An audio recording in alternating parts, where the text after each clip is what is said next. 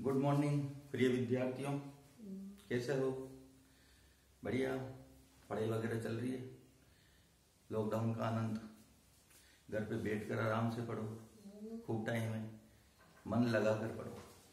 तो मैं राकेश विपुंदिया आपका आरकेबी केमिस्ट्री क्लासेज में हार्दिक स्वागत करता हूँ। और अपन पढ़ रहे हैं 10th क्लास की साइंस। इसमें अपन ने दो वीडियो पहले बना दिए हैं। दैनिक जीवन में रसायन, यह अध्याय चल रहा है जिसमें अम्ल, क्षार और लवण की बातें होती है। अम्ल, क्षार, लवण। पिछले दो वीडियो में स्वाद के आधार पर, लिटमस पत्र के आधार पर, ओरेनियस अवधारणा, ब्रांस्टेड-लोरी अवधारणा,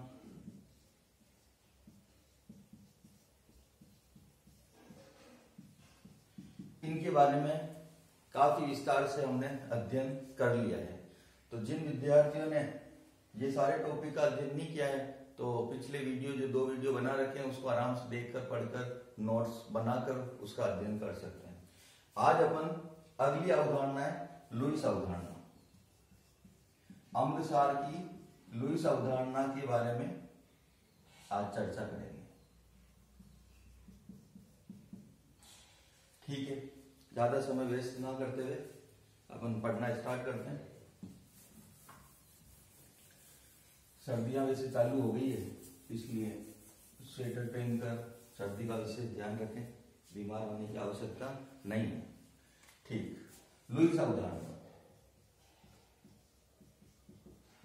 लुईस कॉन्सेप्ट।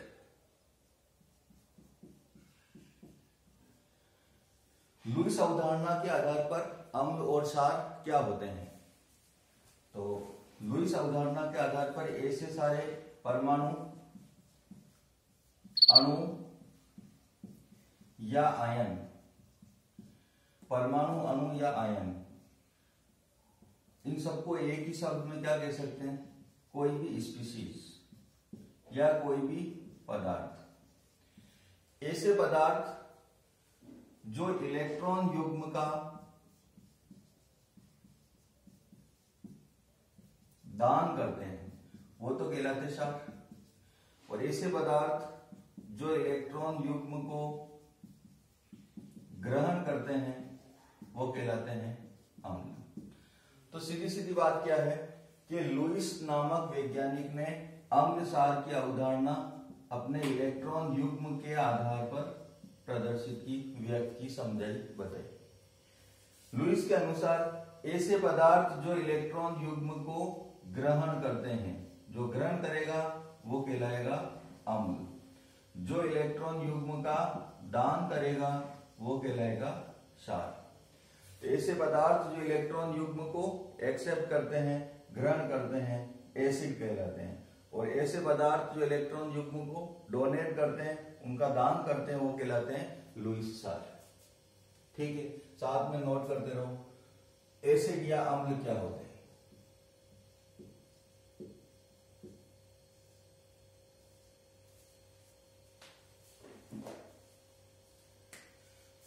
लिखते हैं, ऐसे पदार्थ जो इलेक्ट्रॉन युग्म ग्रहण करते हैं,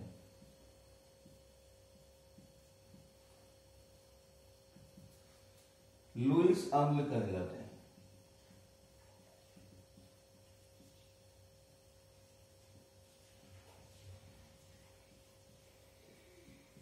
लुईस ने परिभाषा दी, इसलिए लुईस एसिड कहलाते हैं। अर्थात क्या कह सकते हैं कि इलेक्ट्रॉन युग्म ग्राही, इलेक्ट्रॉन युग्म ग्राही जो भी होंगे वो सारे क्या कहलाएंगे? एसिड कहलाएंगे, अम्ल कहलाएंगे। तो इलेक्ट्रॉन युग्म ग्रहण कौन करेगा? जिनके पास इलेक्ट्रॉन की कमी होती है। तो और क्या लिख सकते हैं? इनके अनुसार इलेक्ट्रॉन युग्म की कमी वाले पदार्थ,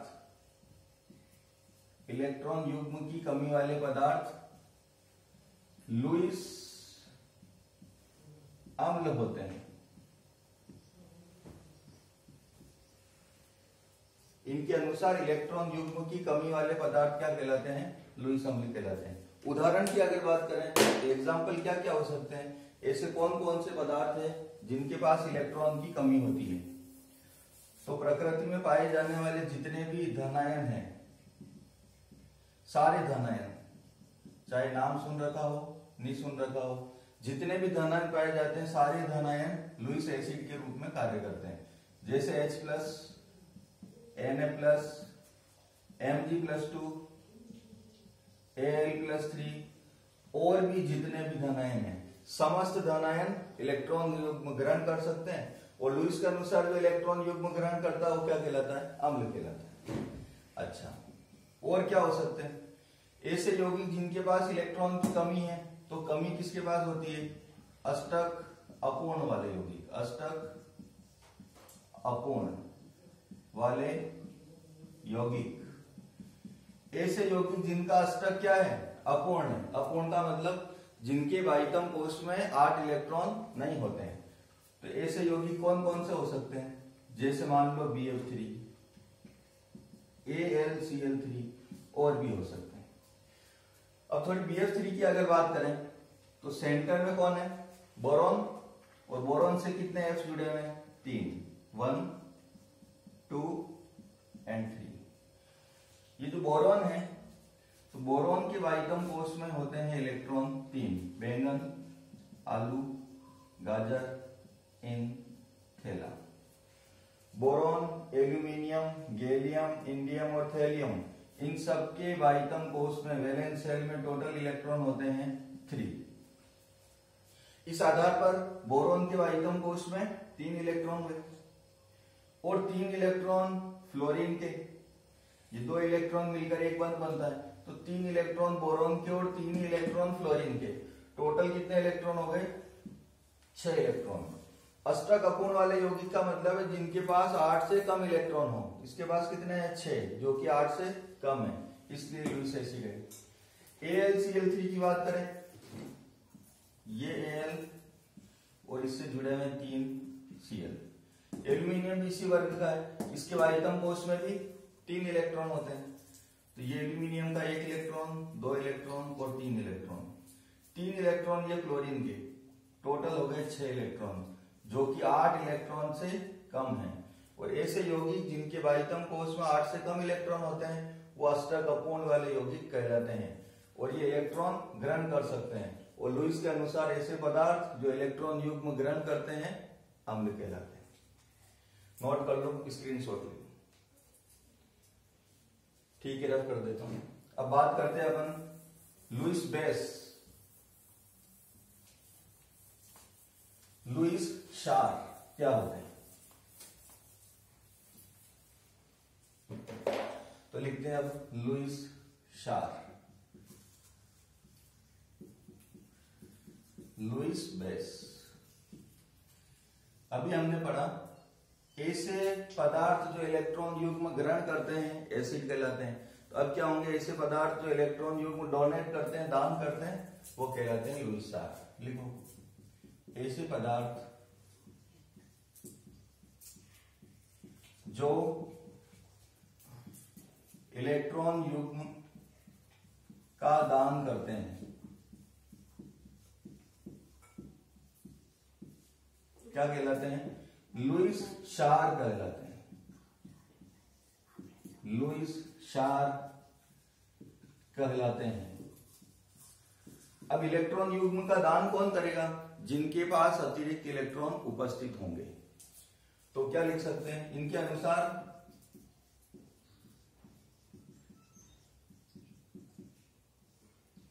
इलेक्ट्रॉन युग्म रखने वाले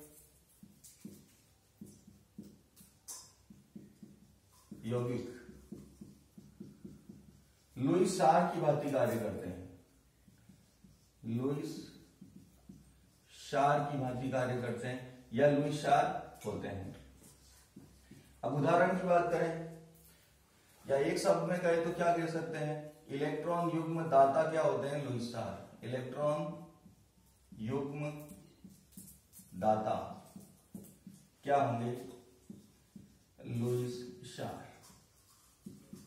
इलेक्ट्रॉन युग्म ग्राही लुईस अम्ल, इलेक्ट्रॉन युग्म दाता लुईस स्टार। उदाहरण क्या हो सकते हैं, जैसे कौन कौन इलेक्ट्रॉन युग्म को दे सकता है, वही दे सकता है जिनके पास इलेक्ट्रॉन हो। और इलेक्ट्रॉन किनके पास होते हैं, सारे ऋणायन। सारे धनायन लुईस अम्ल थे और सारे ऋणायन लुईस क्षार होंगे। ऋणायन जो भी अपने दिमाग में आता है, Cl minus, O minus 2, N minus 3 आदि जितने भी। दूसरा ये कि और इलेक्ट्रॉन युग्म कौन दान कर सकते हैं, जिनके पास लोन पेयर होते हैं। तो इलेक्ट्रॉन युग्म रखने वाले यौगिक, जिनके पास इलेक्ट्रॉन युग्म होता है, वे सब लुईस स्टार की भांति कार्य करते हैं। जैसे NH3 H2O और भी लिख सकते हैं। अब थोड़ी सी बात करते हैं अपन NH3 पर। NH3 में एक नाइट्रोजन 3 हाइड्रोजन परमाणुओं से जुड़ा होता है। इस प्रकार नाइट्रोजन अगर कौन से वर्ग में है, जैसे नानी, पापा, आशु, सब बीमार, या यूं कहते नेपाल, पाकिस्तान, ऑस्ट्रेलिया, सब भिखारी। ये जो एक वर्ग है, इन सबके बाह्यतम कोश में 5 इलेक्ट्रॉन होते हैं। क्योंकि नाइट्रोजन भी इसी वर्ग में आ रहा है, तो इसके बाह्यतम कोश में भी कितने इलेक्ट्रॉन होंगे, 5। अब 5 इलेक्ट्रॉन में से 3 इलेक्ट्रॉन तो बंध बनाने में काम आ रहे हैं, 3 इलेक्ट्रॉन बॉन्ड फॉर्मेशन में पार्टिसिपेट कर रहे हैं। तो 3 इलेक्ट्रॉन तो बॉन्ड फॉर्मेशन में काम आए। अब शेष बचे 2।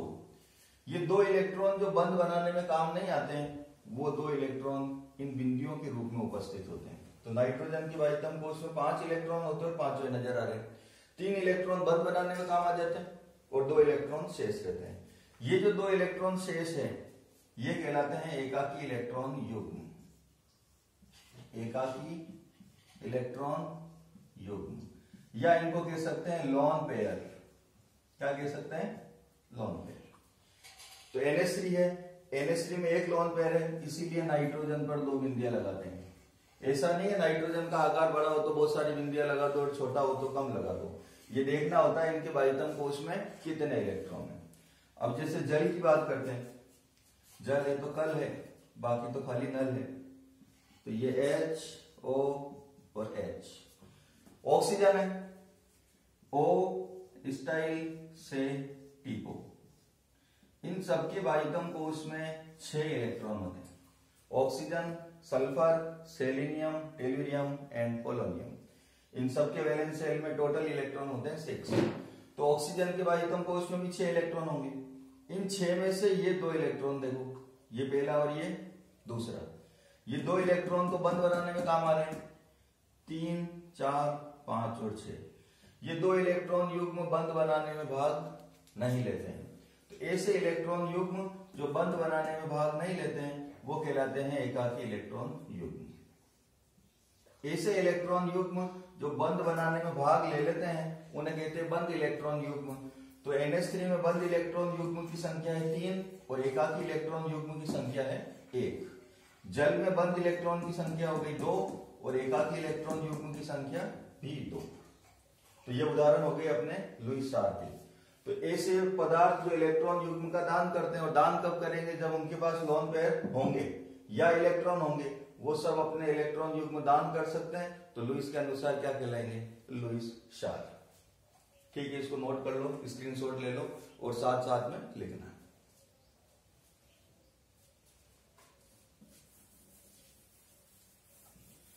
अब एक और उदाहरण के द्वारा लुईस अम्ल और क्षार की अवधारणा को समझते हैं। मान लो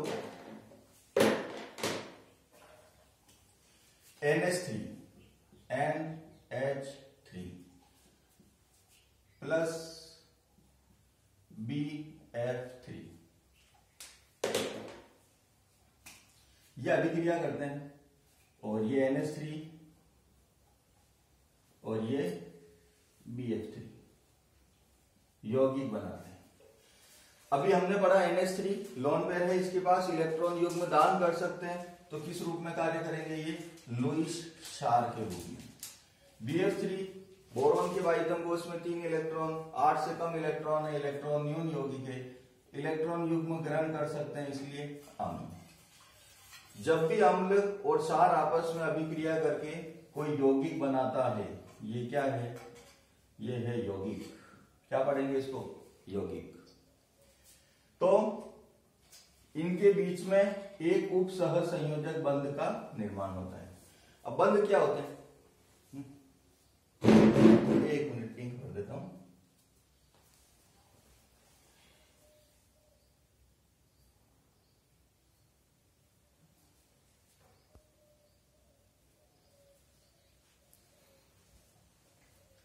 जैसे मान लो NaCl, NaCl टूटता है Na+ और Cl- में।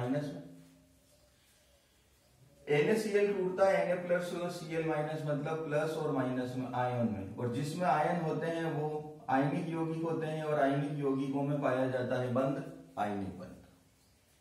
दूसरा है जिसमें एकल बंध, द्विबंध और त्रिबंध। ऐसे यौगिक जिसमें single bond, double bond and triple bond होते हैं, उनमें पाया जाने वाला बंध कहलाता है कोवलेंट बॉन्ड या सह संयोजक बंध। और एक और बंध होता है कि ऐसे यौगिक जिनमें एक तीर का निशान आ जाए, वो कहलाता है उप सह संयोजक बंध। उप सह संयोजक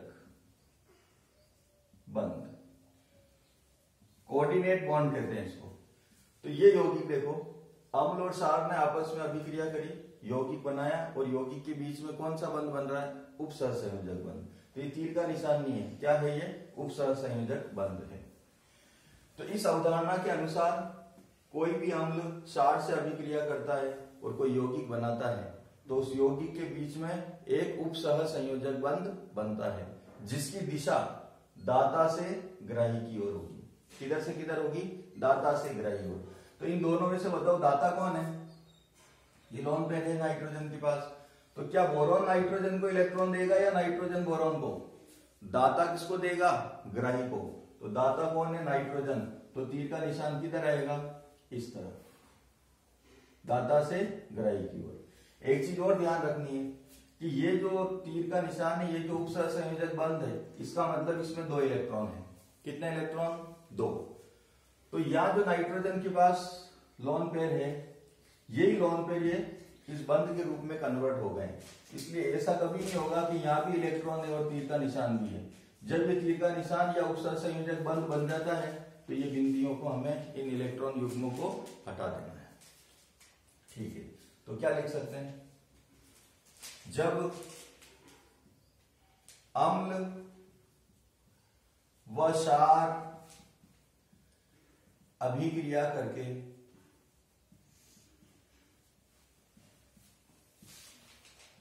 यौगिक का निर्माण करते हैं,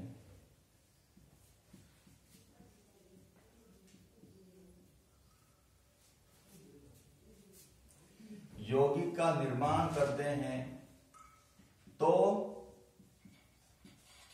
उनके बीच कौन सा बॉन्ड बनेगा?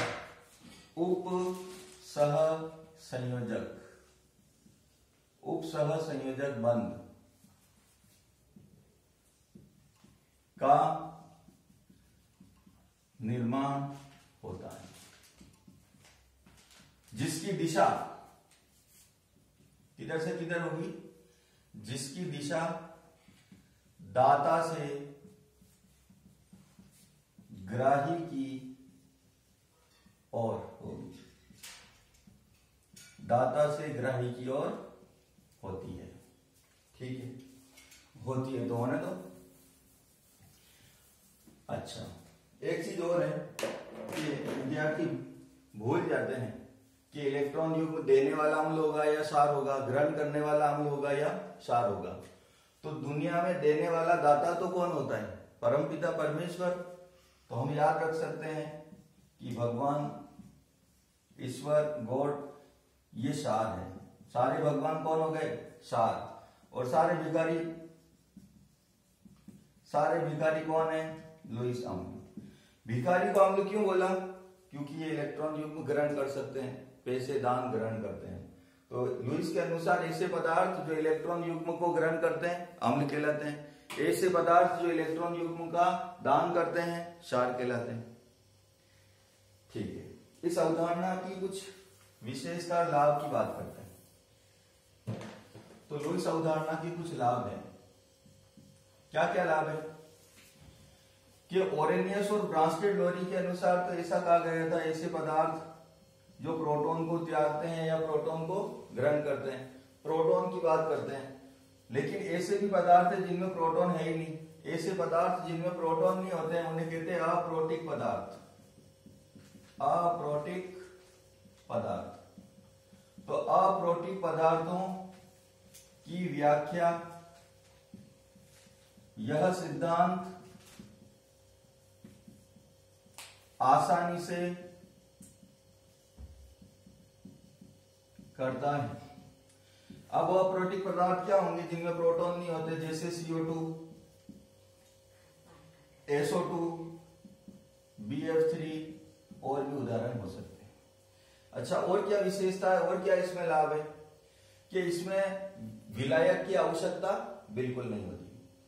हमने देखा ओरेनियस और ब्रांस्टेड-लोरी ने कहा था कि H+ आयन या प्रोटॉन का त्याग करते हैं तो जलीय विलयन की आवश्यकता है। इस सिद्धांत में विलायक की अनिवार्यता नहीं होती। विलायक की अनिवार्यता नहीं होती है। ठीक है, तो ये दो सिद्धांत है। और भी कह सकते हैं अम्लीय विलायक के लिए भी ये सिद्धांत लागू होता है। फिलहाल ये दो बहुत अप्रोटिक पदार्थों की व्याख्या सिद्धांत आसानी से कर लेता है, और इस सिद्धांत के लिए विलायक की आवश्यकता नहीं है। विलायक हो तो भी बढ़िया, नहीं हो तो भी बढ़िया। तो आज हमने पढ़ा लुईस अवधारणा, अम्लसार की लुईस अवधारणा। इसमें किसी भी प्रकार की कोई समस्या हो, कोई डाउट हो तो डिस्क्रिप्शन में लिंक दे रखा, उस लिंक पे जाकर आप अपने प्रश्न और जो भी समस्या है वो सामने रख सकते हो, उसका समाधान जरूर होगा। ठीक है, आज के लिए इतना ही। Thank you.